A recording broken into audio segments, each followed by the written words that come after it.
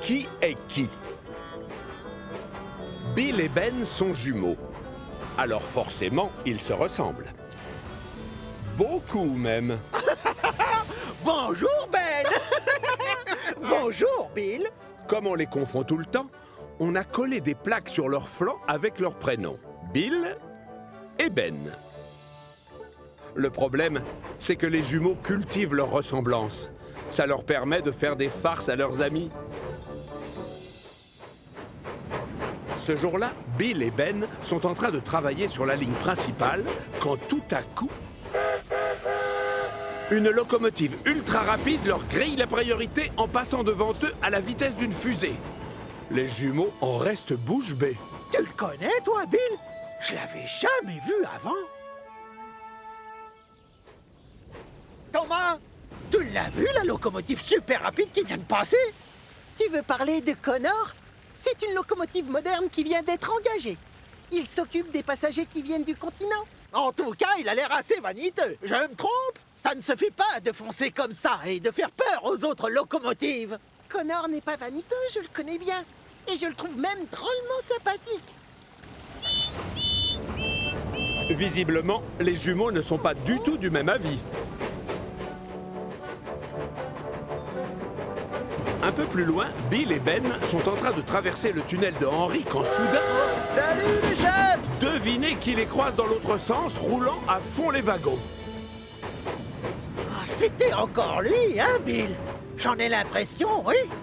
Oh, peut-être qu'on devrait lui donner une leçon à notre façon. Qu'est-ce que tu en dis? Pourquoi pas, ça lui apprendrait. Et c'est ainsi que pour se venger, les jumeaux décident de jouer un mauvais tour à Connor. Justement, voilà la locomotive fuselée qui traverse le pont séparant Chicalor du continent. Bill l'attend devant le stop. Bonjour, super fusée. Salut l'ami, moi c'est Connor. Et moi, Bill. Ça te dirait de faire la course, Connor? Toi contre moi, d'ici jusqu'au château des elfes. Ce ne serait pas loyal, Bill. Ne le prends pas mal, mais je suis bien trop rapide. À moins que je ne me serve que d'un seul piston. Un seul piston? Non, je refuse. Roule aussi vite que ça te chante. Tu serais étonné de voir à quel point je suis rapide. Très étonné, même. Bon, d'accord, j'accepte. Mais je t'aurais prévenu. Maintenant! Les locomotives démarrent à fond les wagons. Mais Bill est vite distancé.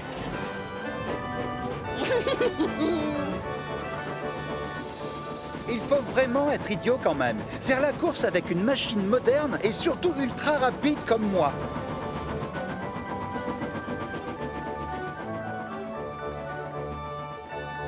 Et pourtant, quand Connor arrive au château, une surprise l'attend. T'en as mis du temps, dis donc! Je croyais que t'étais une fusée! Connor est persuadé que c'est la même locomotive qu'il a laissée près de la passerelle, alors qu'en fait, c'est son jumeau. Et comment? Par quel... Explique-moi comment tu as fait. Je ne t'ai jamais vu me passer devant. Oh, c'est parce que je devais rouler trop vite pour toi! Tu n'as pas senti un courant d'air à un moment? Ne sois pas susceptible, on n'a qu'à faire la belle! Tout de suite, ça te va? On fait la course dans l'autre sens! D'accord. Les voilà de nouveau sur la ligne de départ. À vos marques, prêts? Partez!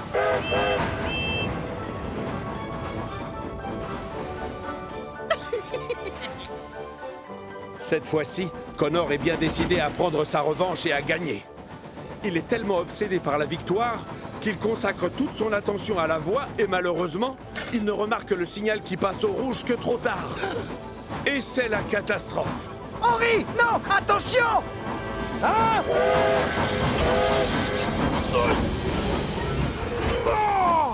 Connor, tu pourrais faire attention où tu roules! Tu as failli me percuter! Le soulagement de Connor est de courte durée. Regardez qui voilà. Il y en a un qui va se faire disputer. Je ne sais pas comment ça se passe sur le continent, mais une chose est sûre, la sécurité est la priorité quand on roule sur mon chemin de fer. Aucune locomotive n'a le droit de passer quand l'un des signaux vire au rouge. Je tiens à vous faire mes excuses. Ça ne se reproduira pas, mais je... En voilà un qui tombe à pic. Oh, misère! Qu'est-ce qui s'est passé? Ah, les choses vont se corser. Oh non! Le pauvre connard est tombé en panne, chef! Oh, évidemment, vous êtes deux. Et vous vous êtes moqué de moi. Je me demandais comment vous pouviez être plus rapide. Bill et Ben, j'aurais dû me douter que vous étiez derrière cette histoire. Il est grand temps que je mette un terme à vos farces stupides. C'est allé trop loin. Le gros contrôleur ordonne à Bill d'aller à l'atelier de réparation pour se faire repeindre en une autre couleur. Comme ça, tout le monde pourra enfin savoir lequel est Bill et lequel est Ben. Bonjour, Bill. Sois le bienvenu chez nous.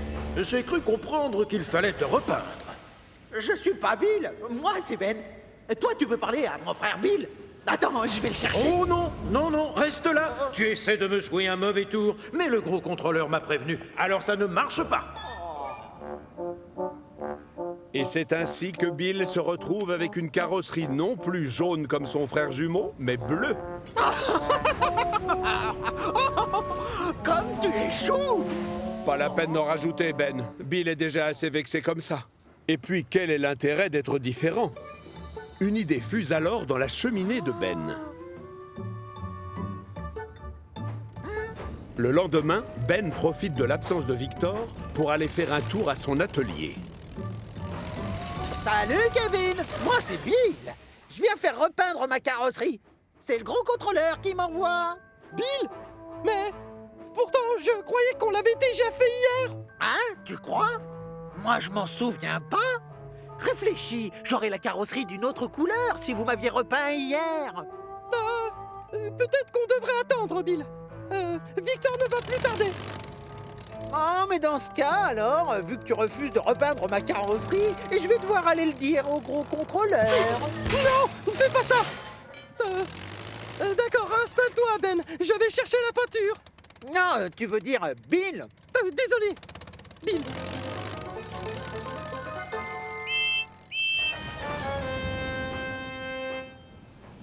J'adore cette nouvelle couleur. Ça te va bien, le bleu.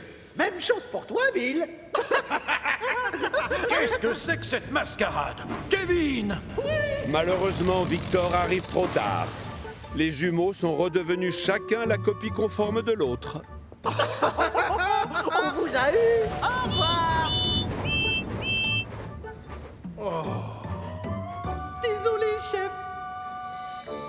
Et alors que les jumeaux prennent le chemin du retour, ils aperçoivent Connor au loin. Regarde, Bill. C'est Connor. Et si on lui proposait de faire la course contre une machine fraîchement repeinte? Bonne idée, Ben. Officiellement, c'est moi qui suis passé du jaune au bleu, je te rappelle. Je vais voir s'il veut bien faire la course jusque chez Victor. Salut, Connor. Tu me reconnais, j'espère. Allez, on fait la revanche? Maintenant que ton frère jumeau est en jaune et toi en bleu, d'accord. On va jusque chez Victor, alors. Allez, appuie à fond sur l'accélérateur. Pourquoi veux-tu que je me fatigue? Le train hanté. Même si la nuit est sombre et brumeuse ce soir-là, Percy se prépare à aller livrer les sacs de courrier et il est excité comme une puce. C'est la première fois que je vais déposer des lettres et des colis au château des elfes. Eh bien, moi, j'aurais peur à ta place. Apparemment, James a décidé de faire une farce à Percy. Le fantôme express rôde dans les parages. Le fantôme express, tu dis? C'est quoi? C'est un train hanté. On le voit surtout près du château. Il cliquette sur les rails en émettant des sons affreux avec son sifflet.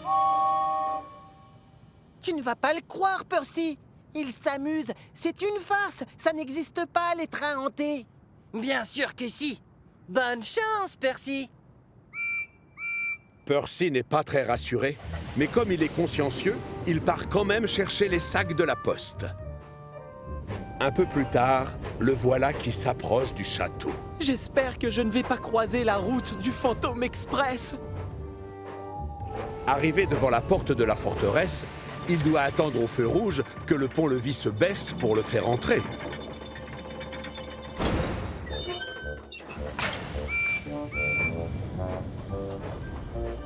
Pendant que son conducteur décharge les sacs de courrier, Percy ne peut pas s'empêcher de repenser à l'histoire de James.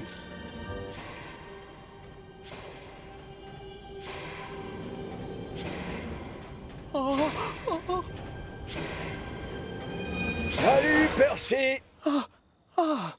C'est toi, Stephen. Désolé, mais je t'ai pris pour le Fantôme Express.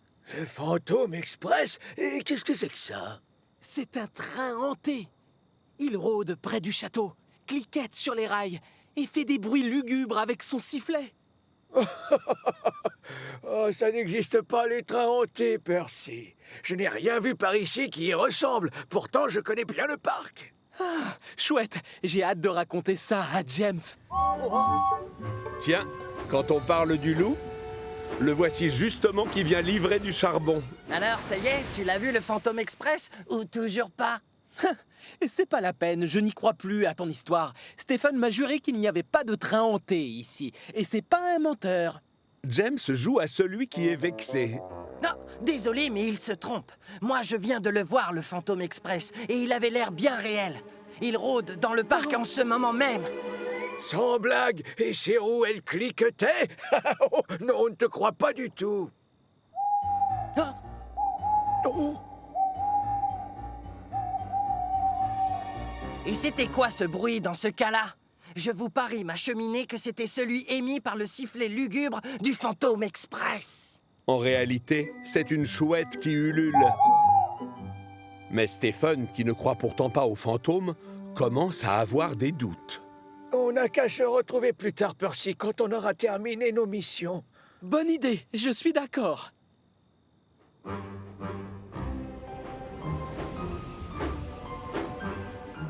On va bien rire. Mais non, ça n'existe pas, les fantômes. Les trains hantés non plus, d'ailleurs. Il n'y a pas de fantômes. Il n'y a pas de fantômes.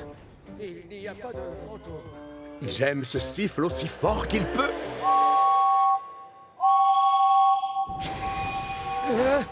Qui est-ce? Oh, ce ne serait pas... Non, c'est pas lui. Au secours! Je t'ai bien eu. Stephen est tellement affolé qu'il recule à toute vapeur jusqu'à l'entrée du château. Mais hélas, il ne peut pas voir que le pont-levis a été remonté. Son conducteur et le pompier sautent de la cabine. Ah bravo, c'est malin. Ça ne va pas être facile de sortir de cette douve en pleine nuit. Je reconnais que j'ai un peu agi sans réfléchir. Pendant ce temps-là, Percy a fini son travail et arrive au point de rendez-vous convenu avec Stephen. Mais la vieille locomotive n'est pas là. Oh non! Où est Stephen? Pourvu que le fantôme ne l'ait pas trouvé! Oh! J'espère que c'est lui qui arrive. Non, mauvaise pioche. C'est James. Percy n'est pas très rassuré. Il préfère ne pas s'attarder à cet endroit. Je t'ai bien eu. Percy file à toute vapeur se réfugier dans le château. Et comme il est affolé, c'est au dernier moment qu'il remarque le trou devant lui. Et c'est la catastrophe.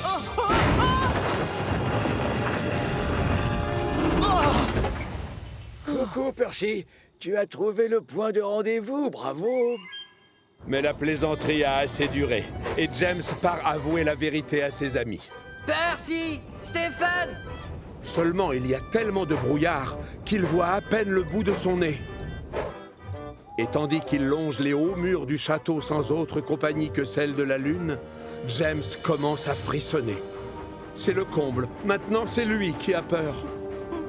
Finalement, peut-être qu'il existe vraiment ce Fantôme Express. Ah! Et peut-être qu'il s'est emparé de Percy et de Stephen. James a beau chercher ses deux amis partout, il ne les voit nulle part. Et maintenant, avec le pont-levis baissé, Percy et Stephen sont carrément cachés. J'ai l'impression qu'on va avoir de la compagnie. Vite, signalons notre présence en sifflant.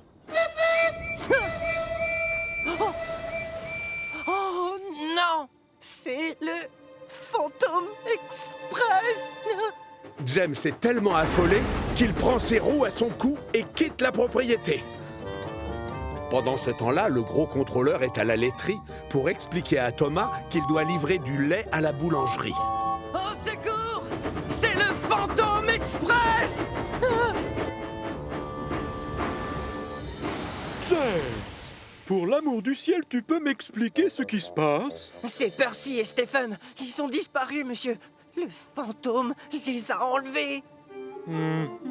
Le gros contrôleur sait pertinemment que les fantômes n'existent pas, mais il tient à découvrir où sont passés Percy et Stephen. D'accord, j'ai compris le message. On va se lancer dans une chasse aux fantômes. Alors que le gros contrôleur et James s'approchent du château, une symphonie de sifflets déchire le silence de la nuit, amplifiée par la profondeur des douves. C'est lui, monsieur! C'est le train fantôme! Ça? Non, ça n'a rien d'un fantôme, James. Relevez-moi ce pont-levis.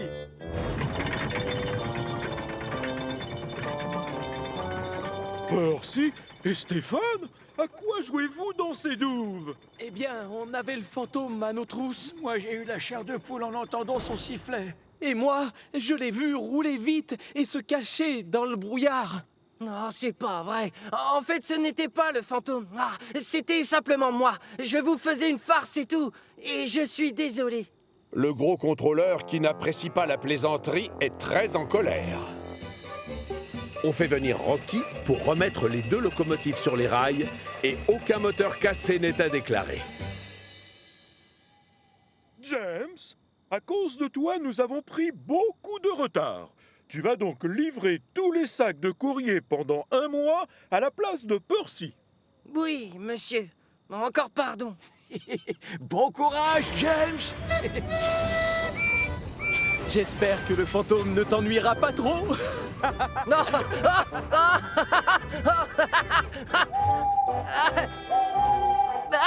Oh! Attendez-moi!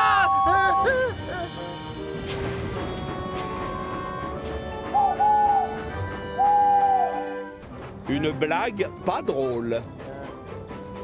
Charlie est un sacré rigolo, et à chaque fois qu'il croise quelqu'un, il ne peut pas s'empêcher de lui raconter une blague. Hé, Salty, pourquoi les pirates ont très mal au foie? Je sais pas, moi. Pourquoi les pirates sont fragiles du foie? Dis-moi. Ils ont les pires rates, en fait. Bravo, elle est bien bonne, celle-là. Sur l'île, tout le monde n'est pas fan des blagues de Charlie, mais parfois elles sont tellement drôles qu'on ne peut pas s'empêcher de rigoler.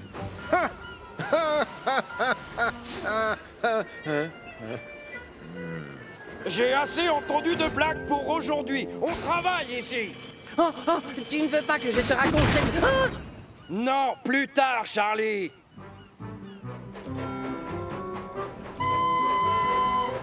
Hé, Thomas, qu'est-ce qui est rose et gris et qui a 4 pattes? J'en ai aucune idée. Qu'est-ce qui est rose et gris et qui a 4 pattes? Un éléphant qui tire la langue, évidemment. Excellent! Oh, très drôle, Charlie! Oh, Percy, Charlie a une super devinette avec un éléphant. Oh, mais j'en connais plein d'autres. Qu'est-ce qui fait clamp, clamp, clamp, squish? Clamp, clamp, clamp, squish. J'en sais rien. Qu'est-ce qui fait ce bruit? Clamp, clamp, clamp, squish? Un éléphant avec une chaussure pleine d'eau.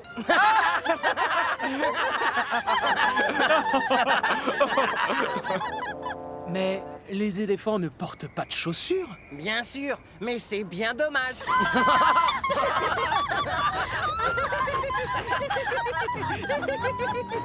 Ce jour-là, Charlie est en route pour aller chercher des wagons, quand tout à coup, il remarque quelque chose de tellement extraordinaire qu'il n'en croit pas ses yeux.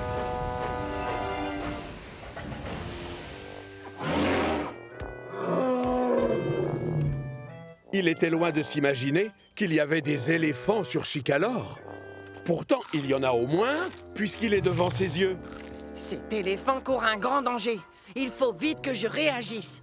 Il décide alors de siffler de toutes ses forces pour faire reculer l'animal. Mais celui-ci ne bouge pas d'1 centimètre. Je vais aller chercher de l'aide.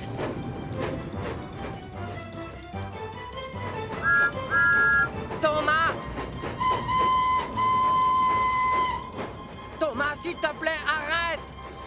Qu'est-ce qu'il y a, Charlie? J'ai trouvé un éléphant près des voies, là-bas derrière. Excuse-moi, mais je n'ai pas le temps de jouer, je suis pressé. Je ne sais pas toi, mais moi, je travaille.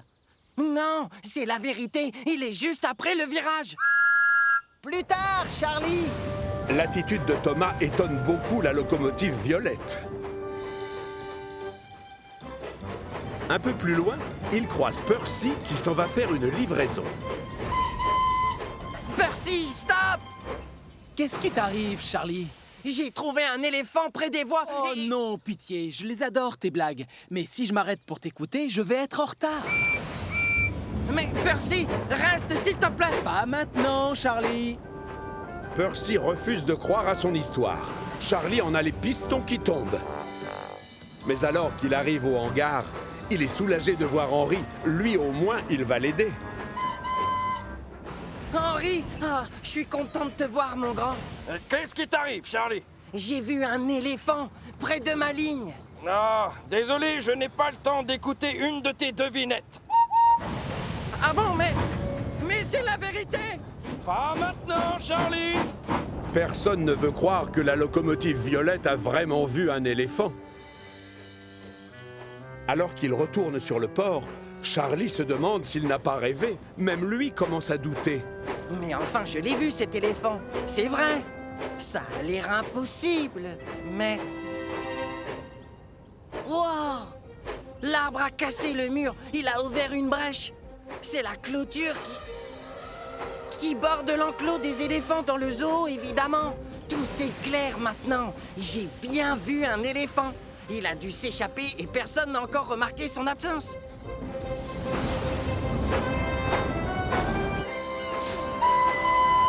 Écoutez-moi, les amis. Il y a un éléphant dans la nature. Un éléphant? Où ça? Non, pas de panique, Cranky. Je le connais bien, c'est encore une de ses blagues. Charlie commence à en avoir ras la cheminée de ne pas être pris au sérieux. Il part donc chercher de l'aide ailleurs. Reviens, Charlie. Tu nous fais la tête?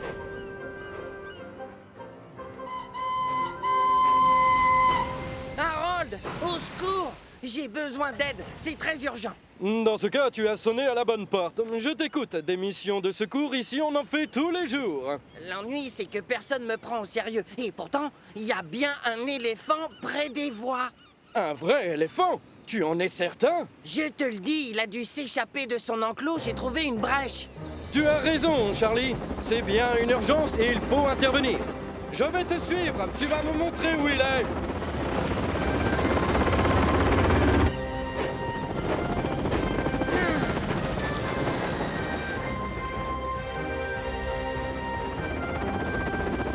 Harold a tout de suite envoyé un message radio au zoo pour les prévenir.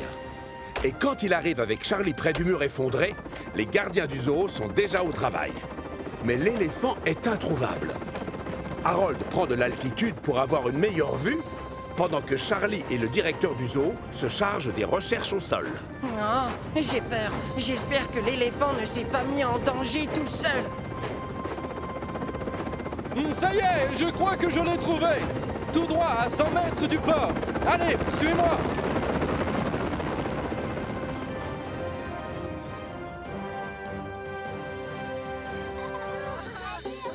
Vous connaissez beaucoup d'enfants, vous, qui ont la chance de voir un éléphant de près?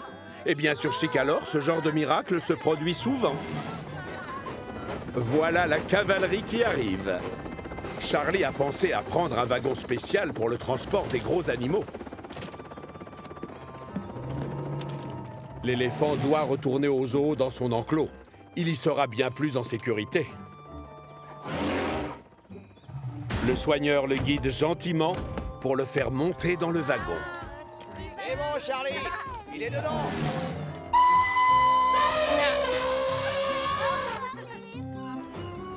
Charlie est obligé de passer par le port pour retourner au zoo. Et ça tombe bien, puisque Thomas, Henry et Percy sont là. Oh, ça alors! Finalement, Charlie ne racontait pas d'histoire quand il nous a parlé de l'éléphant. Pas ça! Oh non, pitié, arrêtez avec ces blagues sur les pachydermes!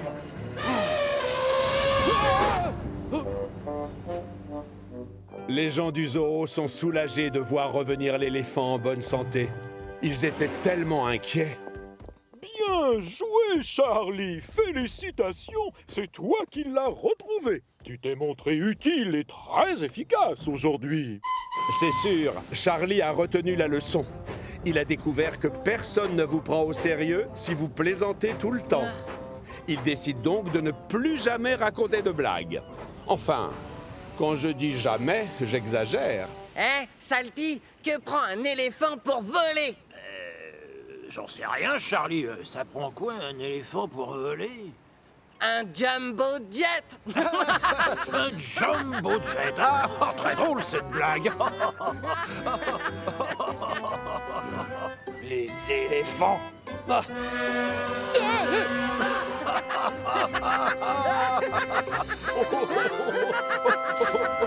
Assistant de Cranky. Ce jour-là, le soleil brille au-dessus de l'île de Chicalor. Mais sur le port de Brendam, c'est loin d'être les vacances.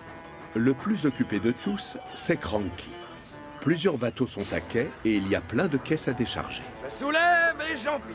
Ou alors, j'empile et je soulève. Oh, on pourrait faire une pause, non? Hop là! Attention, Cranky! Je fais toujours attention, Thomas. Tu t'occupes de moi, s'il te plaît. Non, tu vas devoir attendre ton tour. J'ai assez de travail sur les manettes comme ça. Ah. Oui, ça va, c'est bon, j'arrive. Ah, il a beau y avoir un beau soleil dans le ciel, si Cranky continue à ranchonner de la sorte, la météo risque de virer à l'orage dans très peu de temps. Thomas a dû patienter un long moment avant que la grue ne se décide à décharger ses wagons plats. Il a pris du retard. Et qui est-ce qui va se faire disputer? Enfin, je te signale que ça fait 1 heure que je t'attends. Excusez-moi, monsieur, mais j'ai dû faire la queue sur le port parce que Cranky est drôlement occupé. Vraiment? Je ferais peut-être bien d'aller voir, ça ne peut pas durer comme ça. Oh, misère. Le gros contrôleur ne s'attendait certainement pas à voir un tel chaos sur les quais. Allez, plus vite, Cranky. Cranky! Oui? Regarde-moi toute cette pagaille. Tu peux m'expliquer ce qui se passe ici? Mais je travaille aussi vite que je peux, croyez-moi. Je sais, ça je le vois bien. Seulement, tu es la seule grue, c'est ça le problème. Mais alors, je n'ai pas besoin d'aide. D'ailleurs, je vous le prouve en quelques manœuvres. Non! Ça suffit, Cranky. Je vais t'engager un assistant. Comme ça, il viendra t'aider à ranger toute cette pagaille. Quoi? Un assistant? Mais je n'ai pas besoin d'aide. Hélas, on ne te demande pas ton avis. Et crois-moi, c'est beaucoup mieux. Oh, gare à la chute! Prochaine étape pour le gros contrôleur, l'atelier de Victor. Bonjour, Victor. Dis-moi, est-ce que ça te dérange si je t'emprunte Kevin pour la journée? Mais non, c'est calme aujourd'hui. On n'a vraiment pas grand-chose à réparer. Kevin! Oui, j'arrive. Tu m'as appelé? Ah, Kevin, j'ai une mission un peu spéciale à te confier. Quoi? Une mission? Pour moi? Ça alors? C'est la première fois que j'entends parler d'une mission confiée à une grue. Kevin, calme-toi, tu veux? Désolé, chef. J'aimerais que tu ailles au port de Brendam assez vite. Tu aideras Cranky. Le port! J'ai toujours rêvé d'aller y faire un tour. Et en plus, je vais avoir la chance de rencontrer Cranky. Excellent. Je me charge de la paperasse et toi, tu peux commencer tout de suite. Thomas vient chercher Kevin pour l'emmener sur le port. Et voilà, on est arrivé. C'est ici le port. Waouh, c'est chouette comme endroit. Pour Kevin, qui sort rarement de son atelier, tout est nouveau ici. Mais ce dont il a le plus hâte, c'est de faire enfin la connaissance de son idole. Bonjour, Cranky. Moi, je m'appelle Kevin. Et je suis venu te donner un coup de poulie.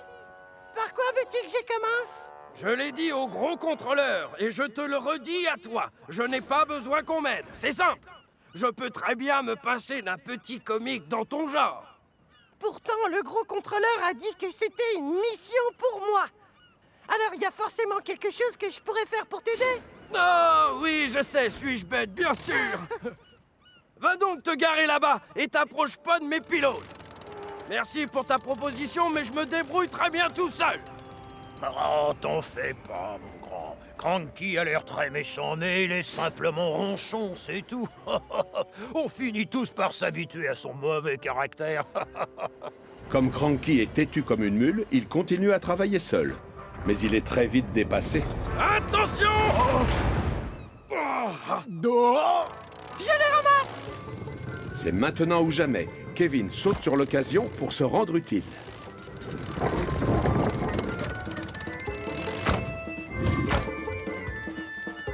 Voilà, ils sont tous là, Cranky! Et maintenant? Cranky devrait lui être reconnaissant, mais au lieu de ça, il est furieux. Si c'est arrivé, c'est par ta faute, bougre de microbe imbécile! Tu épies le moindre de mes gestes. Forcément, ça me rend nerveux. Alors, va te garer là-bas et arrête de te mêler de mes affaires. Ah, je suis capable de me débrouiller sans toi. Oh! Ça alors, par tous les pistons, ça en fait des poulets. Les petites bêtes sont ravies de pouvoir se dégourdir les pattes et filent dans tous les sens. Et encore une fois, Kevin profite de l'occasion pour aider son idole. Ne t'inquiète pas, Cranky! Je contrôle la situation! Sans perdre une seconde, il rassemble les poulets devant la cage, comme le ferait un chien de berger avec des moutons. Bien joué, jeune Kevin. Tu es une excellente recrue. Ce n'est pas l'avis de tout le monde. Je t'avais pourtant dit de ne pas venir me déranger. Tu n'arrêtes pas de rouler dans tous les sens. À cause de toi, j'ai le tournis. Mais... Il n'y a pas de mais. Va vite te garer là-bas et arrête de fourrer ton crochet dans les affaires des autres. Tu seras gentil. Salut, Kevin! Alors, comment se passe ta journée sur le port? Bah, pas aussi bien que je l'espérais. J'ai l'impression que Cranky ne m'aime pas. Quand on le connaît bien, il n'est pas si méchant. Sous ces pylônes rouillés se cache un cœur d'or. Non! Et c'est la catastrophe. Kevin hésite à intervenir. Pas de panique, chef! Je m'en occupe! Kevin! Une crue à la mer! À l'aide! Vite! Je lui avais dit de rester tranquille, mais personne n'écoute le vieux Cranky sur cette île. Bien joué, mon ami. Quelqu'un peut-il m'expliquer ce qui se passe? Je t'avais confié une mission, Kevin, et je pensais pouvoir te faire confiance. Je vais te demander de retourner à l'atelier de Victor, et sans trop tarder. Tu ne t'es pas montré très efficace, alors pars! Le pauvre Kevin est désespéré. Il a fait son maximum pour se rendre utile, mais les choses ne se sont pas passées comme prévu. Pire encore, voilà qu'on le punit et qu'on le renvoie chez lui. Ce n'était pas de sa faute en réalité. C'est moi le coupable. Kevin essayait simplement de m'aider. Il est un peu foufou, c'est vrai, mais le travail ne lui fait pas peur. Et d'ailleurs, au final, il est très efficace. Waouh! Cranky m'a fait un compliment. Il trouve que je suis efficace et travailleur. Et en plus, il vient de m'appeler Kevin. Qu'est-ce que je t'avais dit? Cette grue a un cœur d'or. Eh bien, ça fait plaisir de vous voir tous les deux aussi proches et complices. Continuez comme ça! Merci, Cranky. Tu veux que je fasse quoi maintenant? Tu préfères que je reste là, dans mon coin, ou je veux surtout pas te déranger? Bah, finalement, je ne serais pas contre un petit peu d'aide. Tu connais le dicton, 2 crochets valent mieux qu'un seul. À nous deux, on aura vite fait de tout décharger. Au travail! D'accord, patron. Je suis ton assistant. Ah, quelle chance. On forme une équipe. Regarde ça, il a de l'énergie à en vendre, celui-là. Ah ça, il n'est pas fatigué. Mais s'il continue à chanter, je lui balance mon crochet. La grande peur de Salty. Salty adore travailler tout près de la mer. Mais au début, quand il est arrivé sur Chicalor, le gros contrôleur l'avait envoyé à la carrière de Farcar. Et la seule chose que Salty avait sous les yeux toute la journée, c'était de la pierre. De la pierre à droite, de la pierre à gauche, de la pierre partout. Le diesel détestait ça. Salut, Salty! Oh, moi je suis un diesel pour les dockers, Mavis. Et j'ai besoin de vivre près de la mer. Du coup, quand le gros contrôleur est venu lui annoncer qu'il allait le muter sur le port de Brendam, Salty a décrété que c'était la plus belle journée de sa vie. Le port, c'est mon petit paradis, matelot. Le port, c'est mon petit paradis. Ce jour-là, le moteur de Salty crachote encore plus que d'habitude. Dis, tu fais de drôles de bruit ce matin, Salty. Tu es sûr que ça va? Quoi? Pareil à naviguer. T'inquiète pas, Cranky. C'est rien. Peut-être qu'une huître bouge ma vieille cheminée.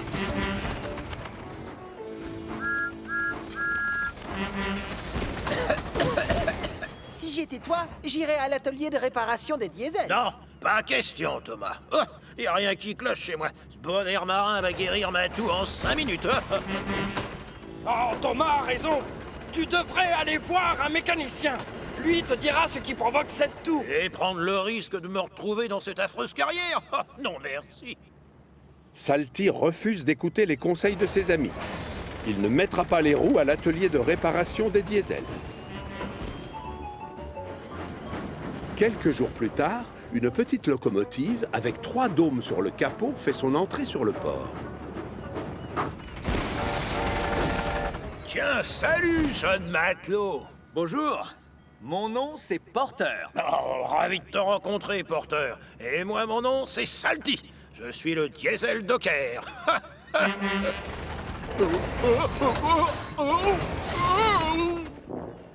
C'est ton moteur? Est-ce que ça va? Pareil à naviguer.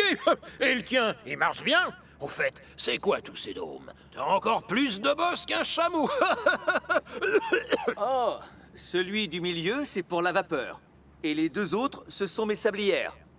Pourquoi on t'a installé tes sablières au-dessus de ta chaudière? Grâce à la chaleur, le sable reste au sec et je peux l'utiliser quand je veux si les rails deviennent glissants. Démonstration!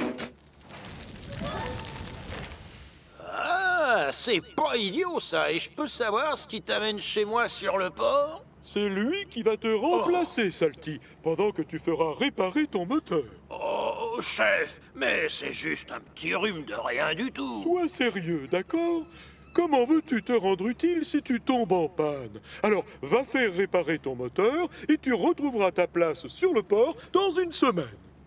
Salty hésite. Il est terrorisé à l'idée que Porter fasse son travail mieux que lui. Et que le gros contrôleur lui demande de ne plus revenir sur les quais. Quand il arrive à l'atelier de réparation des diesels, il est accueilli par Ben et Dart. Oh, mais comment ça va, les amis? Oh, faites vite, d'accord? Je dois retourner sur le port à fond les manettes. Non, une révision, ça ne se prend pas à la légère. Ce qu'il veut dire, c'est que les révisions de moteur, ça doit se faire dans les règles. Ah non, vous ne comprenez pas, les amis. Le gros contrôleur a engagé un petit nouveau. Et si je ne retourne pas là-bas illico presto, il va me voler mon poste. Et vous savez où je finirai mes vieux jours? À la carrière. Oh, non, mais ça, ce serait horrible. Toi, tu travailles avec des dockers. Ouais, bien sûr. C'est affreux. Oh. Pendant ce temps-là, sur les quais, Porter impressionne tout le monde par son professionnalisme. En plus, il apprend vite. Et le bois, je le mets où déjà? C'est bidon, je les range où? Il te faut combien de wagons plats? Cranky n'aime pas trop quand on lui pose plein de questions à la fois. Mais il est obligé de reconnaître que Porter est une bonne recrue et qu'avec lui, le travail avance vite.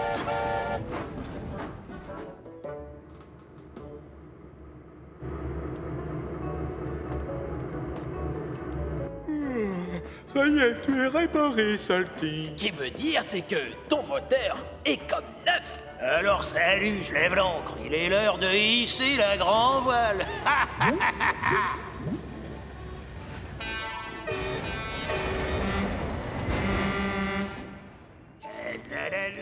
Le port, c'est mon petit port. Ah! Salty est tellement pressé de reprendre son poste qu'il ne regarde pas où il met les roues et percute une cargaison d'huile.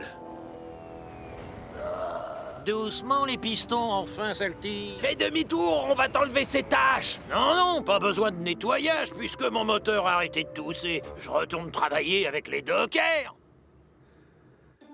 Salty aurait peut-être dû y réfléchir à 2 fois et accepter de passer sous la douche, car de l'huile s'égoutte sur la voie pendant qu'il roule et forcément, les rails deviennent très glissants. Heureusement, tout comme Porter d'ailleurs, Salty a lui aussi des sablières. Il verse donc du sable sous ses roues pour les empêcher de patiner sur les rails. Au sommet de la colline de Gordon, le diesel aperçoit enfin la mer au loin. Le port, c'est mon petit paradis, matelot. Le port, c'est mon petit paradis. Il est tellement content et pressé d'y arriver qu'il appuie à fond sur l'accélérateur. Oui, moussaillon, c'est moi, votre vieux copain Salty. Ça y est, je suis de retour. Et c'est la catastrophe. Impossible de freiner. Ses roues sont couvertes d'huile et elles glissent sur les rails comme sur une patinoire. Et pas de chance, sa sablière est vide. Le vieux diesel percute un train rempli de rubans et de cotillons. Porter assiste à toute la scène et décide d'intervenir avant que la situation n'empire. Nom d'une encre rouillée. Oh.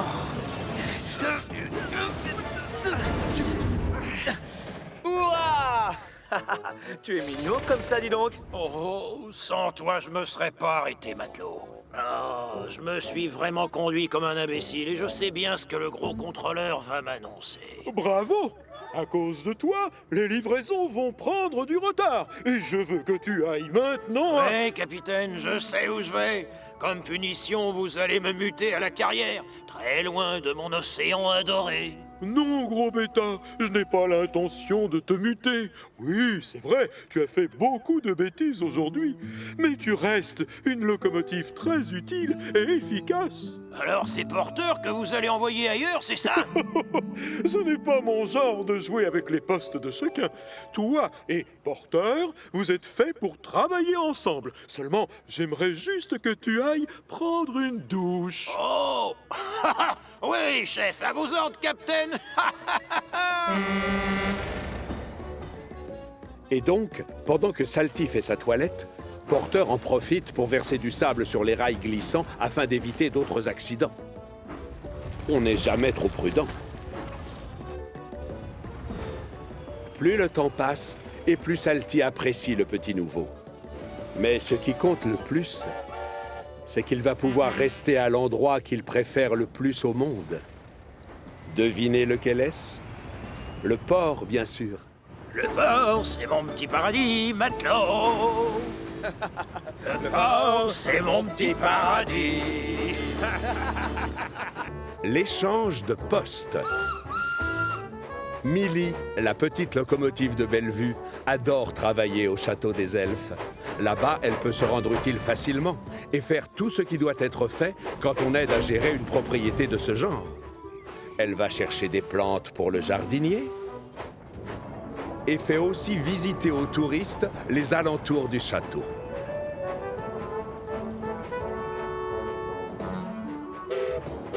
Luc fait également partie de l'équipe de Bellevue et lui aussi adore son travail à la carrière de la Montagne Bleue. Il se sent chez lui dans le bruit et la poussière. Transporter de lourdes pierres ne lui fait pas peur.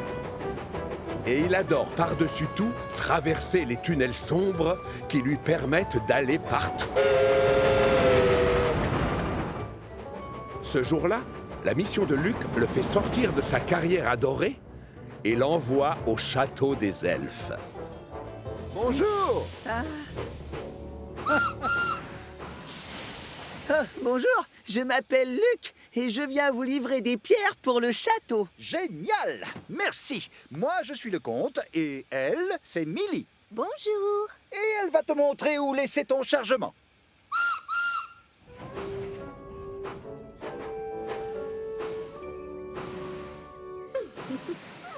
Tu as la figure toute sale, tu sais.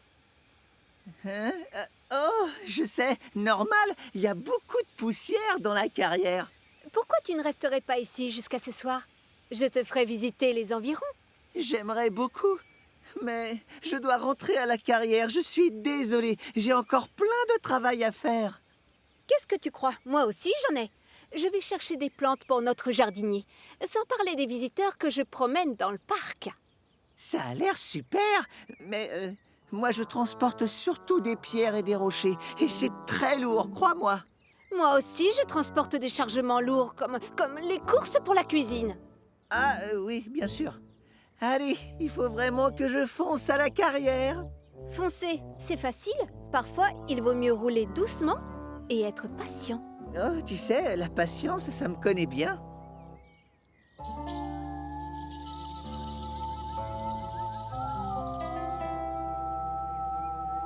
C'est alors qu'une idée fuse dans la petite cheminée de Luc. Oh, tu sais quoi? On devrait échanger nos places pour une journée. Quoi? Échanger nos places? Juste pour la journée. Et comme ça, je verrai mieux en quoi consiste ton travail à la carrière, c'est ça? Et moi, je pourrais voir en quoi consiste ton travail au château. Le comte est très emballé par cette idée farfelue, mais il a quand même téléphoné au contrôleur à lunettes pour lui demander son autorisation. Monsieur Percival trouve que votre idée est formidable et il a donné son accord.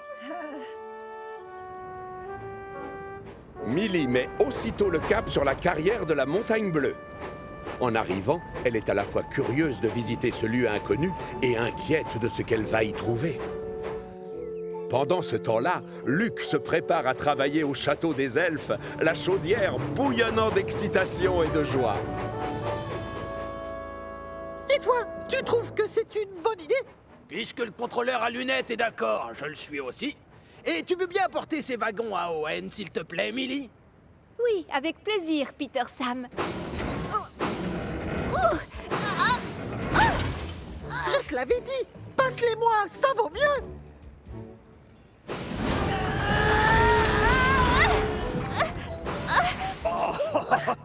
Oui, c'est bien, Millie! Pendant ce temps-là, au château des elfes...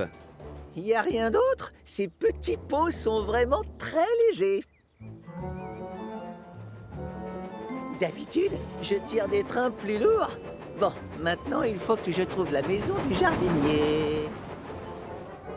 Mais tout ce que Luc voit, c'est du vert partout, de l'herbe verte, des arbres aux feuilles vertes. Du vert, du vert, du vert. Tout est de la même couleur dans ce maudit parc. D'ordinaire, l'univers de Luc est peuplé d'engins poussiéreux et bruyants. Alors forcément, il se sent perdu dans cette nature silencieuse. Et le voilà qui revient à son point de départ. Il a fait tout le tour de la propriété. Minute. Quoi? Non, ne me dites pas que j'ai fait le tour du parc. Mais pourtant, j'ai pas vu la maison du jardinier. Millie, elle, est toujours en train de transporter ses pierres quand elle arrive devant un tunnel. Ah! Mais enfin, pourquoi tu freines? Désolée, je n'ai pas l'habitude de traverser des tunnels.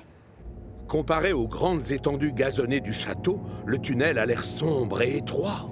Peut-être, mais moi, je n'ai pas le temps, alors vas-y, avance! J'ai les roues qui tremblent, tu comprends? Attends, je vais te pousser pour t'aider. Non, merci. Je peux y arriver seule. Allez, courage. Roule.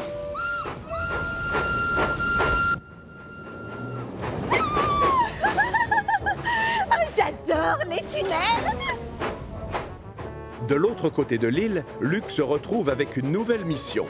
Il joue cette fois les guides pour les touristes. Soudain, un jeune cerf lui barre la voie. Si je veux me rendre utile et que le chef me trouve efficace, il va falloir que cet animal me laisse passer.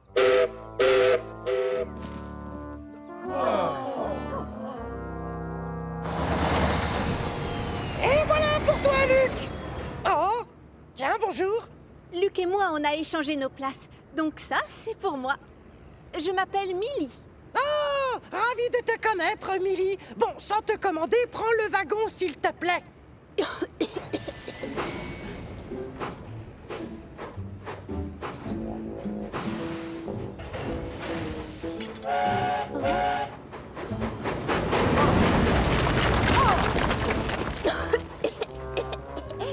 En avant, ma belle!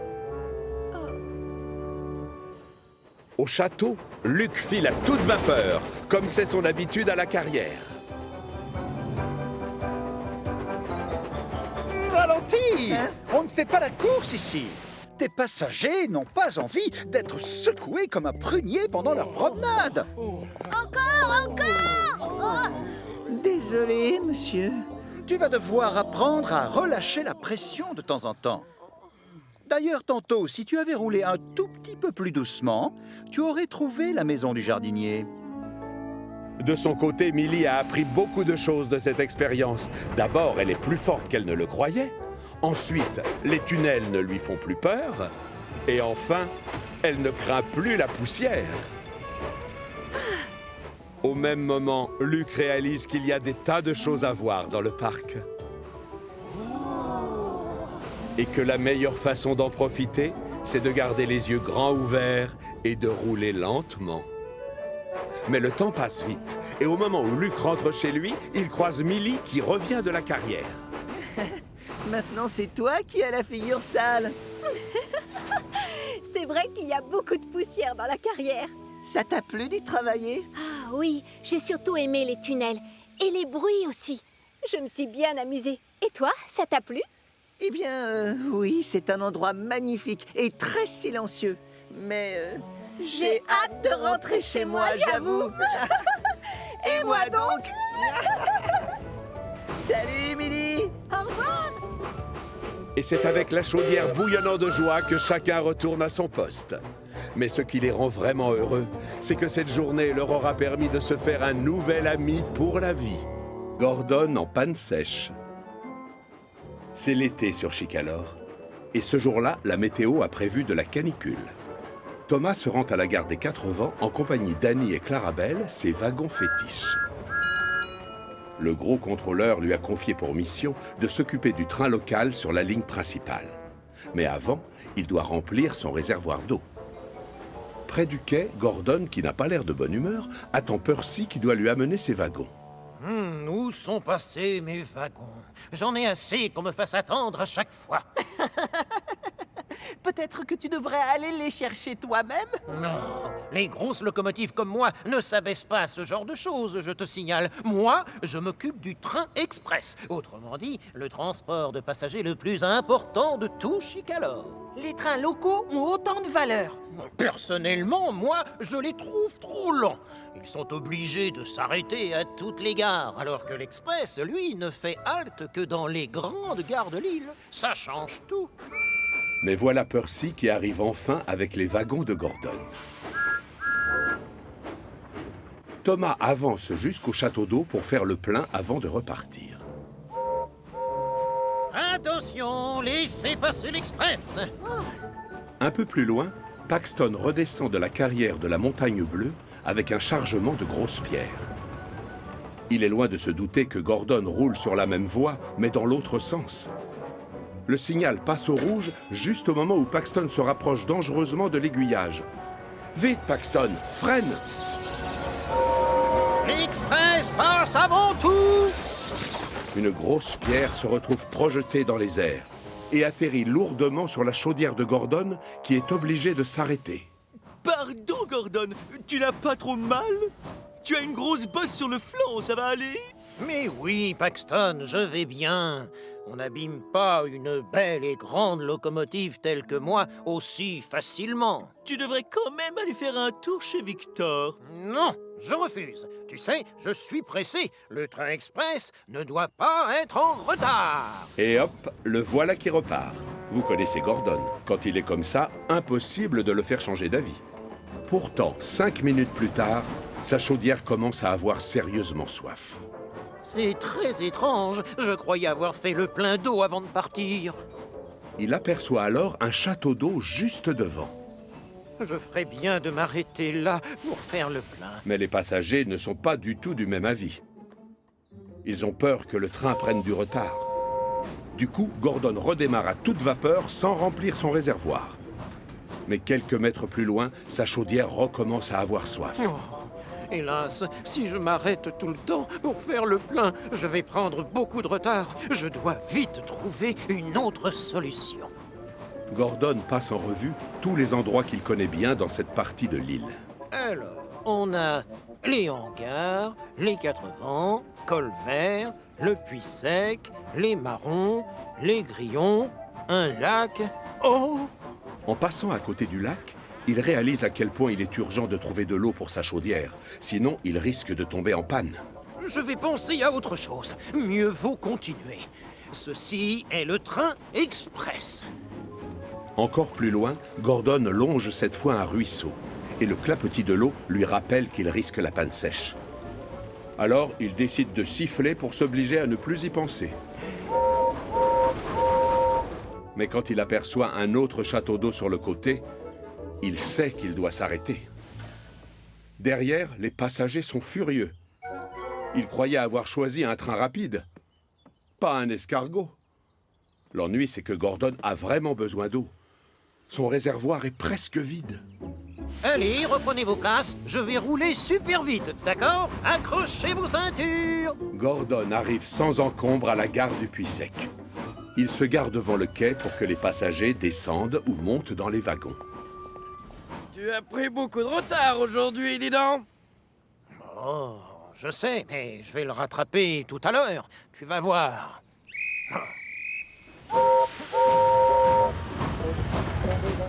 Gordon redémarre. Mais il a à peine parcouru quelques mètres que sa chaudière recommence à avoir soif. Mais non, c'est rien. Roule, allez, c'est rien. Roule, avance, ne pense à rien. Il faut continuer. Il aperçoit alors un troisième château d'eau sur le côté. Seulement, cette fois, il continue tout droit.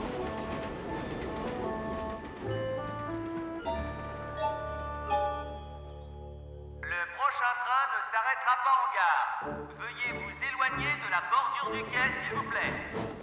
L'Express passe avant tout! Gordon puise dans ses réserves pour pouvoir avancer à la même vitesse. Allez, accélère, l'Express passe avant tout! Mais comme il n'a plus suffisamment d'eau pour produire de la vapeur et donc faire tourner son moteur, c'est la panne sèche et il est forcé de s'arrêter en pleine campagne. Au même moment, Thomas roule tranquillement en compagnie d'Annie et de Clarabelle quand il remarque des traces d'eau sur le sol. Alors là, je me demande bien d'où ça vient. Il s'aperçoit que Gordon et l'Express se sont arrêtés au milieu de nulle part. Quel est le problème, Gordon? Pourquoi tu t'arrêtes ici? Il n'y a pas de gare. Eh bien, je n'ai plus d'eau, je suis en panne. Ah, je me demande si ta chaudière n'aurait pas une fuite. J'ai vu qu'il y avait de l'eau sur la voie. Une fuite dans ma chaudière? C'est le genre de choses qui n'arrive jamais aux grandes locomotives comme moi. Salut Thomas! Salut Gordon! Tout à coup, Gordon se souvient de l'incident. Ah, la grosse pierre. Mais oui, bien sûr. D'ailleurs, on voit parfaitement le trou qu'elle a fait en tombant. Oh, quelle humiliation! J'aurais dû écouter tes conseils, Paxton. J'aurais dû demander à Victor de regarder ma carrosserie après avoir été cogné par la pierre. Eh bien, oui. Ne t'inquiète pas, Gordon. Je m'occupe de tes passagers. C'est vrai que je roule plus lentement que toi, mais moi, mon réservoir est plein. Si ça t'arrange, je peux te remorquer jusqu'à l'atelier de Victor. D'accord, je ne suis pas aussi rapide que toi, mais je suis super fort. Les passagers de Gordon s'installent donc dans Annie et Clarabelle. Ensuite, Paxton déplace les wagons vides et les met sur une voie de garage. Mais quand il essaie de pousser Gordon, celui-ci ne bouge pas d'un centimètre. Gordon, tu n'aurais pas serré ton frein à main? Peut-être bien. Dans ce cas, desserre-le, ça m'aiderait beaucoup. Comment veux-tu que je te pousse avec tes freins? Gordon est trop fier. Il n'a pas du tout envie d'être remorqué jusqu'à chez Victor. Seulement, s'il refuse l'aide que lui offre gentiment Paxton, il risque de passer la nuit à la Belle Étoile. À contre-cœur, Gordon desserre donc son frein à main. Puis, il laisse Paxton l'emmener jusqu'à l'atelier de réparation. Tous ceux qui voient passer le convoi sont très étonnés de voir Gordon rouler lentement sur la voie principale. C'est tellement rare de ne pas le voir foncer à toute vapeur. Oh, quelle humiliation! Victor a été prévenu et les mécaniciens se mettent tout de suite au travail. 2 heures plus tard, le trou a été colmaté et Gordon est de retour. Bien sûr, toutes les locomotives sont déjà au courant de sa mésaventure et les moqueries fusent de tous les côtés. N'oublie pas de remplir ton réservoir, Gordon. Les chaudières ont souvent soif. Et ne t'approche pas des pierres volantes. Gordon sait qu'on va se moquer de lui pendant longtemps. Mais cette histoire lui aura servi de leçon. Dorénavant, sa priorité, c'est sa chaudière. La locomotive grue. Il existe plusieurs sortes de grues sur l'île de Chicalor. Des grandes, qui sont fixées au sol et qui restent toujours au même endroit, comme Merrick, à la carrière de la Montagne Bleue, ou comme Cranky, sur le port de Brendam. Mais il y a aussi des grues comme Rocky, qui peuvent être déplacées sur les lieux d'un accident, par exemple. Mais on trouve aussi une grue qui peut aller toute seule là où l'on a besoin de ses services. C'est Harvey, la locomotive grue. Quand il faut soulever des caisses assez lourdes, on fait appel à lui et il répond toujours présent. Ce jour-là, Harvey est occupé à décharger des wagons plats sur le port de Brendam, là où travaille Porter, le nouveau que le gros contrôleur vient d'engager. C'est la première fois qu'ils se croisent tous les deux. Et Porter est très intrigué par cette locomotive grue. Eh, salut! Tu dois être très efficace comme locomotive. Ou plutôt, devrais-je dire, tu dois être très efficace comme grue, toi. Oh, oh, oh. Je suis une locomotive grue, donc tu dois pouvoir dire les deux, je suppose. Oh, oh, oh, oh. Mais alors, dans ce cas, tu dois être doublement efficace. Ravi de te connaître. Moi, je m'appelle Porter. Enchanté, mon nom c'est Harvey. Oh, regarde Ben, c'est Harvey. Je me demande bien ce qu'il fabrique sur le port. Il essaie sûrement d'attraper un poisson, je parie. Il faut que tu mettes ton crochet dans l'eau, Harvey, si tu veux pêcher quelque chose. Oh, oh, oh, ils adorent taquiner ces deux-là. Faut les ignorer, Porter. C'est ce que je fais. Et c'est la catastrophe. Oh, regarde où tu mets tes roues ou achète-toi des lunettes. Pas mal, les lunettes. Avec ces dômes, ça fera joli. Le chameau à lunettes. C'est vrai, je me cogne tout le temps dans des wagons. Je te l'avais dit, ils sont connus pour leur méchante taquinerie. C'est pas grave, Harvey. Je suis très fier de mes 3 dômes. Et d'ailleurs, je les trouve plutôt utiles. Alors ça m'est égal ce qu'on raconte sur moi. Grâce à ces dômes, je suis spécial. Rassure-toi, ça glisse comme sur un canard. Je ne comprends pas. C'est une façon de parler, ça veut dire que ça m'est égal. Je laisse les moqueries glisser sur moi, je fais l'indifférent. Un peu comme l'eau glisse sur les ailes d'un canard. Un peu plus tard, Harvey a terminé son travail et tous les wagons plats sont prêts à être livrés à la ville des Vicaires. Ça y est, j'ai fini. Les wagons sont prêts à partir, c'est bon. Normalement, c'est Edward qui devait s'occuper de cette livraison. Mais il a pris du retard, alors on va vite devoir lui trouver un remplaçant. Oh, choisissez Bill et Ben. Ils n'ont rien à faire. En fait, on vient de se rappeler qu'on était attendu à la mine d'argile dans très peu de temps. Oh oui, c'est exact. On doit encore faire des tonnes de choses. Tu le croirais pas si on te disait. Pourquoi tu n'emmènes pas ce train, Harvey?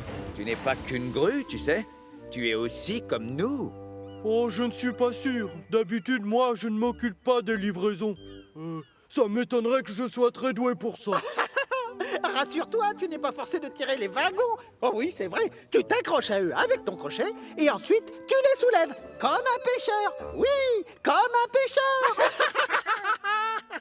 Souviens-toi des ailes du canard. Ignore-les. Oui, je sais, je laisse glisser, voilà. peut-être que je vais les emmener, ces wagons plats, finalement. Je trouve que c'est une excellente idée. Tout à fait d'accord avec vous. Tiens, voilà le gros contrôleur. Et s'il est là, c'est pour assister à une réunion très importante. Pressons-nous, il est tard. Et comme ça, tu prouveras à tout le monde que tu es une locomotive efficace. Quant à nous, on a du travail. Et c'est ainsi qu'Harvey se retrouve attaché à plusieurs wagons plats particulièrement lourds. Et alors qu'il met le cap sur la ville des Vicaires, il a la chaudière qui bouillonne de joie et de fierté. Normalement, le travail que l'on confie à Harvey consiste surtout à soulever des objets. Mais après tout, comme c'est aussi une locomotive, rien ne l'empêche de tirer aussi des wagons. Oui, je ne suis pas qu'une grue. J'ai aussi un moteur et des roues. Harvey arrive au pied de la colline de Gordon. Et alors qu'il gravit tant bien que mal la côte, les wagons deviennent de plus en plus lourds. Et le pauvre Harvey commence à s'essouffler. Oh, mais qu'il est lourd ce train. Et ça monte. C'est beaucoup plus difficile que je le croyais, dis donc. Oh. Allez, continue, Harvey. Tu vas y arriver. C'est gentil, Thomas. Ah, oui, je vais réussir. Enfin, félicitations. Voilà le sommet. Je l'ai fait, oui. La descente maintenant. Accrochez vos ceintures. Entraîné par le poids de sa cargaison, Harvey file à fond les wagons. Mais ça n'a pas l'air de lui faire peur. Descendre une côte avec des wagons lourds, c'est plus facile que je ne le pensais. Mais plus il se rapproche du virage au bas de la colline, plus il comprend qu'il roule trop vite et que même s'il freine, il risque fort de finir sa course dans les pâquerettes.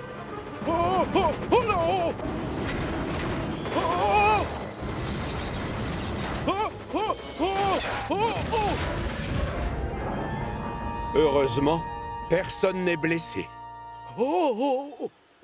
Je savais que je n'aurais jamais dû accepter ce travail. Je leur avais dit que je n'étais pas très doué pour ces choses-là.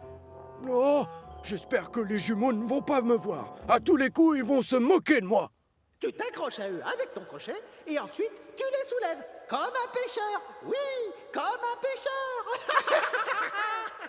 Mais oui, j'avais oublié mon crochet. Du coup, je vais pouvoir remettre mes wagons plats sur les rails. Ah, Bill et Ben, essayez de faire pareil.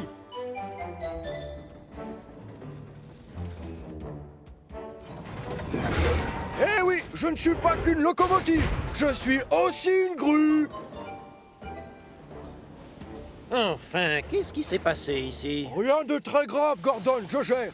Comme tu le vois, tout est sous contrôle.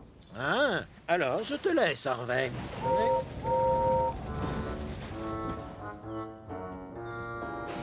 Très vite, les wagons plats sont de retour sur les rails et aucune roue tordue n'est à signaler.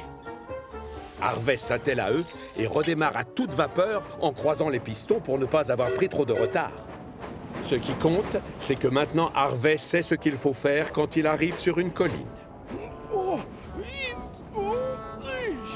Dans les descentes, il commence à freiner dès le début pour contrôler sa vitesse et ne pas prendre trop d'élan avant d'attaquer les virages. Et quand il arrive sur les quais, le gros contrôleur et le directeur du port sortent à peine de leur réunion. La locomotive rouge a juste 2 minutes de retard. Harvey, en livrant dans les temps la cargaison destinée à l'usine de la ville des Vicaires, tu as prouvé à tout le monde qu'une locomotive grue était capable de tirer des wagons. Alors, bravo pour avoir été aussi utile qu'efficace. Oh, merci beaucoup, chef. Oh, chef, il y a un double avantage à posséder un crochet. Avec, je peux aussi aller à la pêche. À la pêche! À la pêche! Oh, elle est très bonne! Le héros de Henri. Henri et Hiro sont tous les deux particulièrement costauds. Du coup, c'est à eux que l'on confie les trains les plus lourds.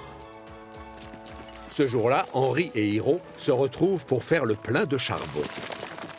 J'ai bientôt terminé. J'espère qu'il restera assez de charbon pour moi. On doit transporter beaucoup de choses lourdes aujourd'hui. Allons, ne t'inquiète pas, Henri. Il en reste plein. Ensuite, les 2 locomotives passent à la carrière de Farcar chercher des wagons remplis à ras-bord. Puis, ils foncent jusqu'au port où on les attend avec impatience. Mais pendant la traversée de Chicalor, la cheminée de Hiro se met à rejeter de la vapeur toute sale. Oh! Hiro! Hiro! Il y a de la fumée noire qui s'échappe de ta cheminée! Oui, mais de la tienne aussi. Je me demande bien pourquoi. Tiens, voilà Duck.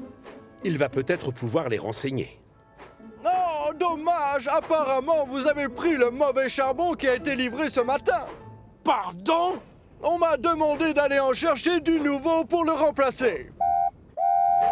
Non, on ferait mieux d'attendre. Je pense que c'est plus prudent, pas toi? Pas question. On peut très bien rouler avec celui-là. On produit toujours de la vapeur. On n'a pas le choix. On doit avancer à tout prix. On attend de nous que l'on se montre utile et efficace. Henri n'a pas envie de décevoir son chef et son ami. Mais cette histoire de charbon l'inquiète. Ne m'en veux pas, Hiro, mais je préfère retourner à la gare de triage et attendre que le nouveau charbon soit livré. Henri abandonne donc Hiro avec tous les wagons et retourne s'installer dans son box. Hiro, en revanche, refuse de baisser les pistons. Seulement maintenant, il n'a personne pour l'aider. Oh, misère! Il y a beaucoup trop de wagons maintenant. Je n'y arriverai jamais tout seul. Soudain, une idée fuse dans sa cheminée. Je vais d'abord emmener la moitié du convoi sur le port, et après je reviendrai chercher l'autre moitié. Aussitôt dit, aussitôt fait. Hiro se sépare d'une partie du train qu'il laisse sur une voie de garage. Mais au bout de quelques kilomètres, sa fumée se fait de plus en plus noire. Oh, Burke, c'est quoi cette odeur épouvantable? Oh. Désolé, Gordon, on a dû me donner un charbon qui brûle mal. Eh bien, dans ce cas-là, tu devrais aller faire nettoyer ta chaudière. Non, impossible, pas le temps. Cette livraison est importante et on m'attend. Pour Hiro, le travail passe avant tout. Mais alors qu'il roule vers le port, sa chaudière se met à faire de drôles de bruits. Oh non! Ce n'est vraiment pas le moment de me lâcher. Écoutez-moi ce boucan. On a l'impression que tes essieux sont complètement tordus. Désolé, mais je n'ai pas le temps, Thomas. J'ai encore plein de wagons à aller chercher. À chaque fois que Hiro traverse une gare, les gens le regardent bizarrement, en se demandant ce qui provoque cet étrange vacarme. Puis, il se bouche le nez. Mais rien n'arrête Hiro. Il s'attelle au wagon et retourne sur le port à toute vapeur. Mission accomplie. Le train complet est arrivé à bon port, c'est le cas de le dire. Mais voilà le gros contrôleur. Ah, Hiro, tu tombes bien. J'aimerais que tu ailles chercher des poutres métalliques à la fonderie pour ce bateau là-bas. Elles pèsent très lourd, je te préviens. Tu auras besoin de Henri pour t'aider à tirer le convoi. Oui, bien, monsieur. Mais quoi, Hiro? Je veux que tu reviennes au plus vite. Le bateau part à 16 heures. Hiro sait qu'il doit aller faire nettoyer sa chaudière. Mais on ne refuse rien au gros contrôleur. Oui, monsieur. Dis-moi, mon grand, comment se fait-il que ta vapeur soit si noire? Ce n'est pas normal! Hiro ne prend pas le temps de répondre à son chef.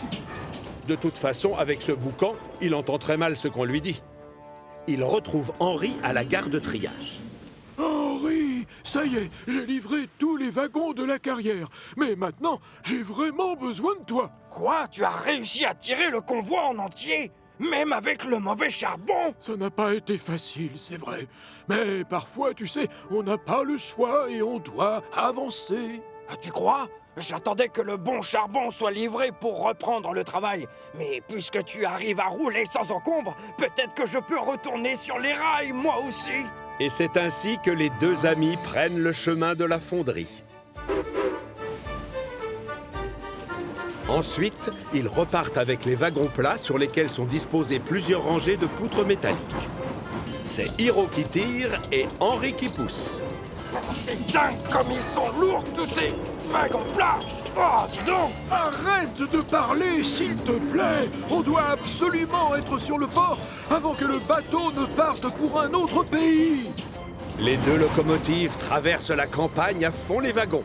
Quand tout à coup, la chaudière de Henri se met à faire les mêmes bruits que celle de Hiro.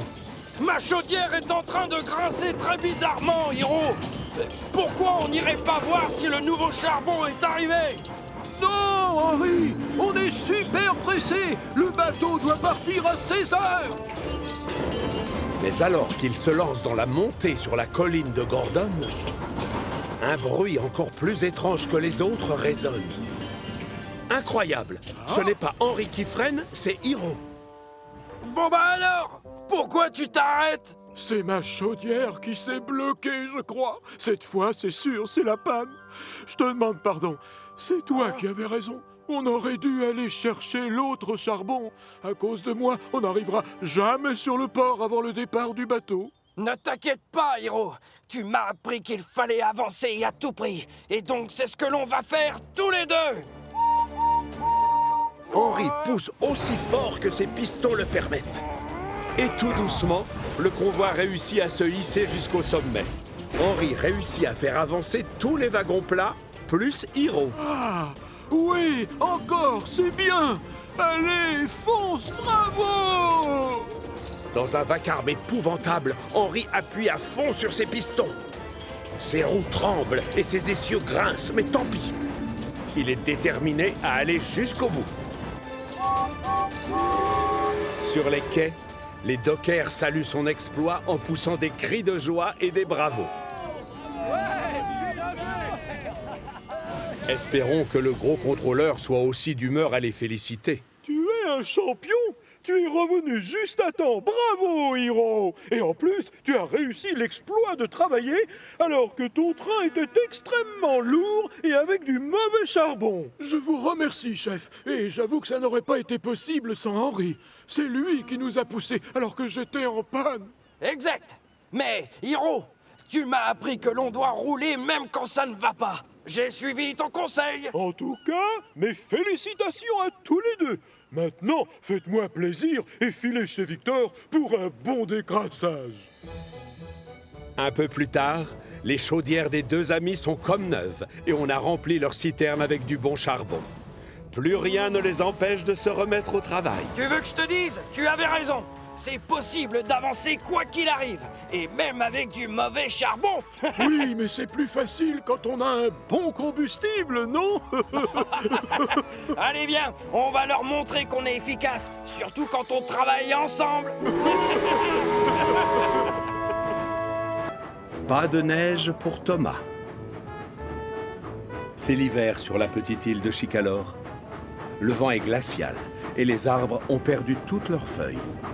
Et d'après la météo, il va sûrement neiger très bientôt.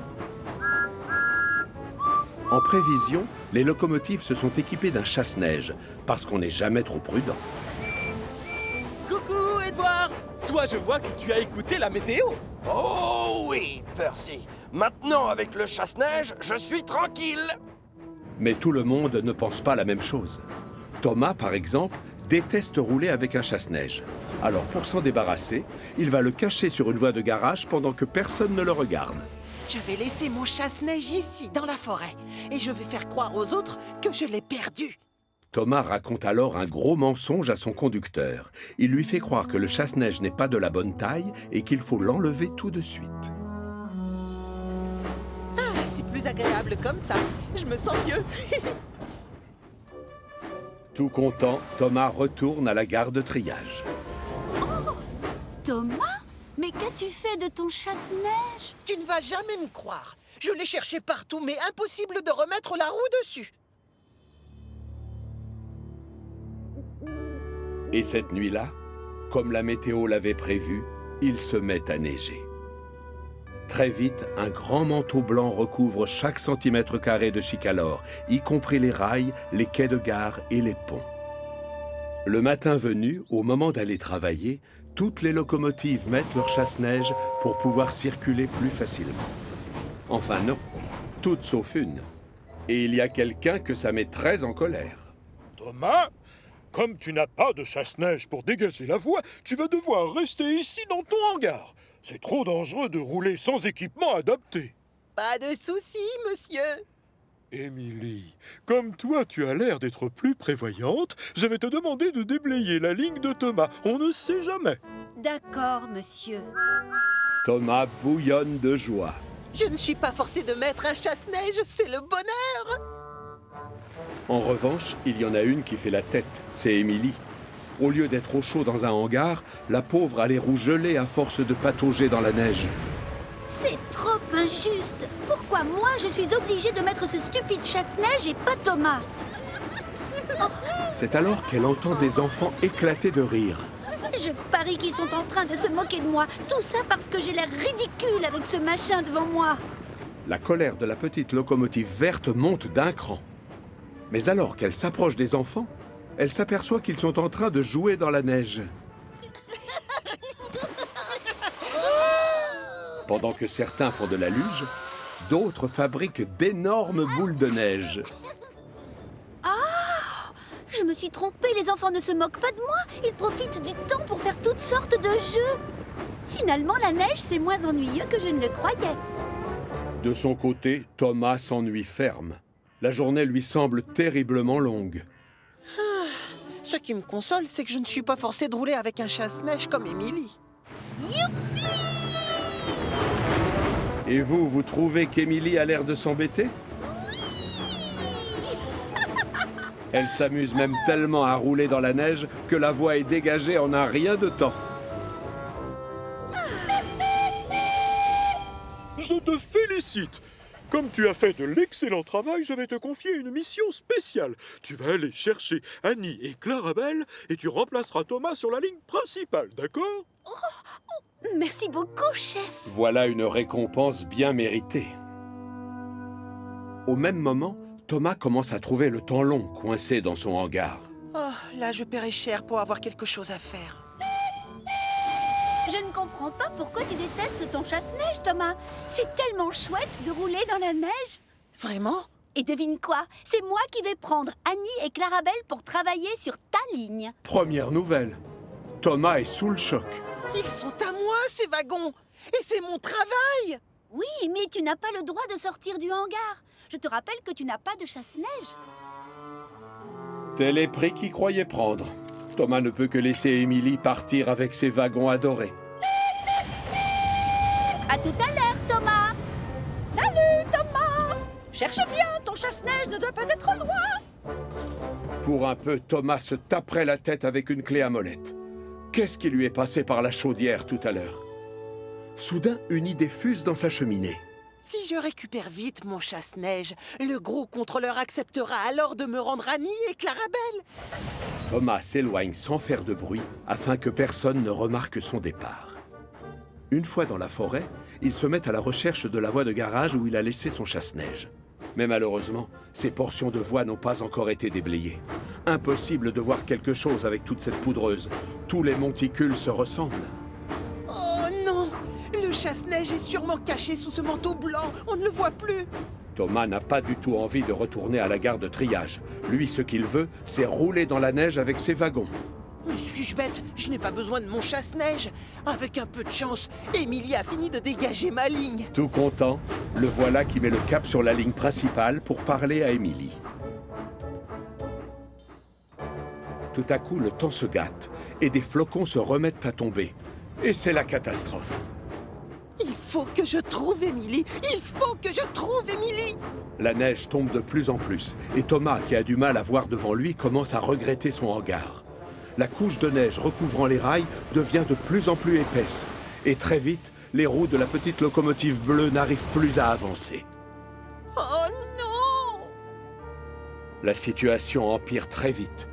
La couche de neige arrive presque aux premières branches des arbres. Oh, c'est affreux. Et finalement, je regrette de l'avoir caché, mon chasse-neige. Il réalise qu'avec ses bêtises, il risque de passer la nuit dehors dans le froid. D'ailleurs, ses pistons sont déjà gelés et sa cheminée est toute glacée. Le pire, c'est que personne ne sait que je suis ici. Ouf, tout n'est pas encore perdu. Un bruit de moteur résonne dans la forêt. Mais qui se promène à cette heure-là? Ah, Émilie! Salut, Thomas! Je suis drôlement contente de te voir, tu sais. Thomas! Qu'est-ce qui t'arrive? Tu en fais une tête! Nous sommes passés à la gare de triage, mais tu n'y étais pas. Le gros contrôleur, lui, a l'air d'être sur le point d'exploser. Ah bravo, c'est malin. Voilà ce qui arrive quand on désobéit à son chef et que l'on sort sans chasse-neige. Oui, je sais, pardon. J'ai été le cacher tout à l'heure. Et maintenant, je n'arrive plus à le retrouver. C'est de ça qu'on voulait te parler, justement. On l'a retrouvé sous un tas de neige un peu plus loin. Merci beaucoup, Émilie. Pardon, monsieur. Parfois, on n'a pas le choix. Et quand la météo l'exige, on doit porter un équipement adapté. À partir de maintenant, quand il se mettra à neiger, c'est avec plaisir que je roulerai avec. Bravo! Et j'espère que ça te servira de leçon, Thomas. Demain matin, c'est toi qui iras dégager les voies pour aider Émilie. Oui, d'accord, mais avant, j'ai une petite surprise pour toi. Tu nous suis? Émilie fonce à toute vapeur à travers la poudreuse. Derrière, Thomas a hâte de savoir quelle est cette fameuse surprise. Mais voilà qu'Émilie ralentit près du champ où se trouvent des enfants. Wow! Regarde-moi tous ces bonshommes de neige.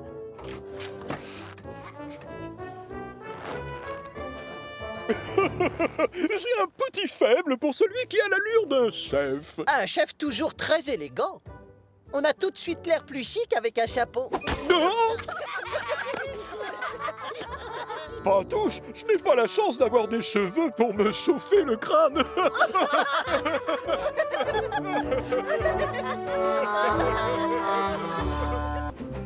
La chance tourne. Ce matin-là, Percy se trouve à la gare du Puy-Sec en train de faire ce qu'il préfère le plus au monde, livrer le courrier. Pendant que les facteurs déchargent les sacs, Percy sent ses paupières qui se ferment lentement. Depuis la voie d'à côté, Henry donne 2 coups de sifflet et sur le quai, un homme secoue son mouchoir vert. Percy, mal réveillé, le prend pour le chef de gare et croit qu'on lui donne le signal de départ. Stop! On n'a pas fini de décharger! Stop! Oh là là là là! Maintenant, la petite locomotive verte doit attendre que toutes les lettres aient été ramassées. Oh mon pauvre, c'est pas de chance. Non, c'est pas de la poisse, dis-lui toi, Ben. D'accord, si tu veux, Bill. Ça, c'est de la négligence. En plus, je vais être en retard. Une fois sa bêtise réparée, Percy file à toute vapeur pour rattraper le temps perdu, quand soudain quelque chose attire son regard. Oh non! Il y a des citrouilles sur la voie! Oh! Quelle pagaille! Et mes roues sont toutes poisseuses et collantes! Décidément, ce n'est pas son jour de chance. Percy va devoir attendre que l'on vienne dégager la voie. Oh, Percy, qu'est-ce qui t'arrive? Oh, Hiro, j'enchaîne les catastrophes et là, je craque. Mais non, c'est rien. Les jours de malchance, ça nous arrive à tous, tu sais. Percy se rappelle alors ce que Thomas lui a dit un peu plus tôt. Oh mon pauvre, c'est pas de chance. Du coup, Percy se demande si ce n'est pas lui qui attire la poisse. À la gare des Marrons, les jumeaux se font disputer par le gros contrôleur venu les voir exprès. À cause de votre négligence, nous avons pris énormément de retard ce matin. Alors, pour éviter que d'autres caisses ne tombent de vos wagons plats, l'un de vous va être forcé de pousser le train par l'arrière. C'est toi qui vas te mettre en fin de convoi. On n'aurait pas eu de problème si tu avais conduit plus prudemment. Pardon? Tu exagères! Je refuse de me mettre à l'arrière. Bon, j'y vais. Pendant ce temps-là, au château des elfes, Percy est encore bouleversé par ses dernières mésaventures et il s'en plaint auprès de Stephen. Quelle poisse! Tu as encore tes 4 roues et un jeu complet de pistons, non?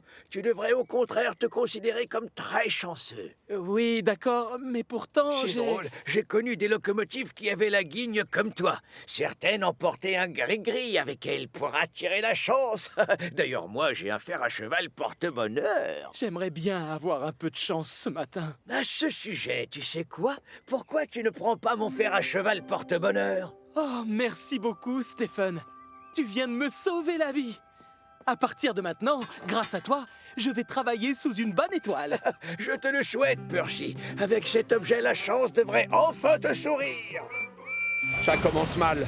Les roues de Percy sont toujours aussi poisseuses et collantes. Il avance par à-coups, comme s'il roulait sur des rails pas très lisses. Et il ne remarque pas que le fer à cheval gigote et tombe. Attention, Percy! Oh, misère. Le lendemain, à l'heure prévue, Percy est au puits sec pour charger les sacs de courrier. Et croisons les pistons, car jusqu'ici, il n'a pas eu d'accident. En réalité, il a même tellement de chance que le gros contrôleur décide de lui faire confiance et de lui donner une mission très importante. C'est très simple, Percy. J'ai un paquet cadeau qu'il faudrait aller livrer de ma part à Madame la Duchesse de Beaufort. Ah, pas de problème, monsieur. Percy a la chaudière qui bouillonne de joie et de fierté. Et il est persuadé que sa chance est due au fer à cheval qu'il croit toujours accroché à son pare-choc.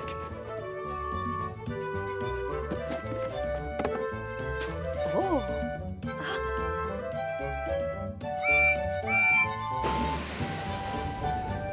Un peu plus tard, ce même jour, Percy roule toujours dans le bonheur. Contrairement à Ben et à Bill.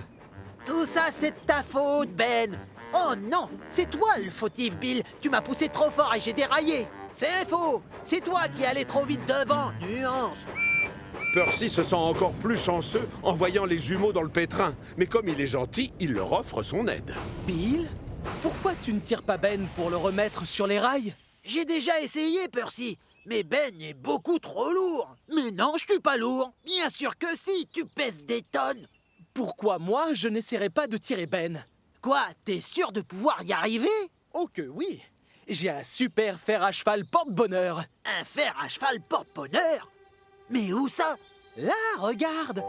Oh, oh, oh, il n'est plus là. Oh, oh non. Je n'ai pas de chance aujourd'hui. Sans mon gris-gris, j'attire la poisse, la preuve. Oh non, oh non. Hé, et moi, tu m'oublies? Désolé, Ben. Je n'ai pas le temps de m'occuper de toi. Bon, écoute, laisse tomber. Je vais me débrouiller, on n'a pas trop le choix.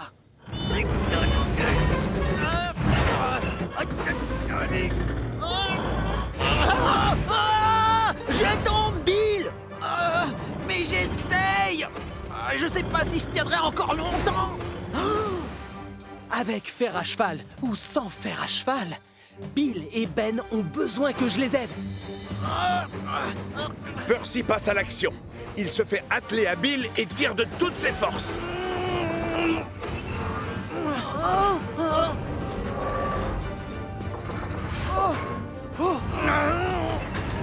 Le gros contrôleur arrive juste à temps pour assister à la fin du sauvetage. Et il est impressionné par le sang-froid de Percy. Hurrah!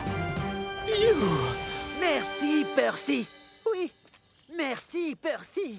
Le gros contrôleur s'approche du héros du jour. Bien joué, Percy. Bien joué. Tu es vraiment utile et efficace. Je te félicite. Merci beaucoup, chef. Oh. Un problème, Percy? Au revoir. J'exige des explications. Lequel de vous deux aimerait me raconter ce qui vient de se passer? Allez-y, j'attends. C'était de ta faute, Bill. Explique-lui. C'est toi qui as déraillé, alors vas-y, raconte. Tu m'as poussé? Non, c'est faux. Si, c'est vrai. Menteur. C'est toi qui mens. Non, c'est toi. Double mensonge. Je te dis que c'est toi. C'est toi. Non, c'est toi.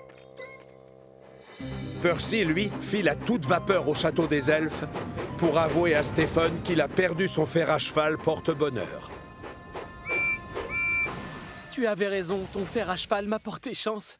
Il est très efficace comme porte-bonheur. Mais en fait, je suis vraiment désolé. Tu vois, je l'ai perdu. Mais non, regarde, il est là-haut. Il est tombé quand tu es parti la dernière fois.